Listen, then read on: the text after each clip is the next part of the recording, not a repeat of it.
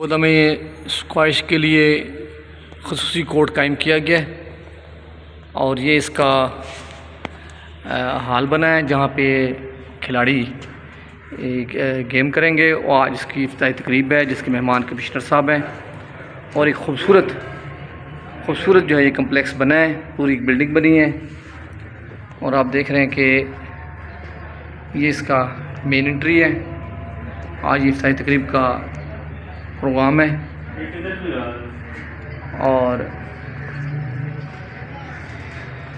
ये दूसरा इसका रूम है और ये इसका दूसरा कोर्ट है। ये 2 कोर्ट बनाए गए हैं इसके और बहुत बेहतरीन बिल्डिंग और इसकी जिद्दत पैदा की गई है नए दौर के हवाला से। एक खूबसूरत इजाफ़ा है सरगोदा की स्पोर्ट्स की सरगर्मियों में खूबसूरत इजाफ़ा होगा।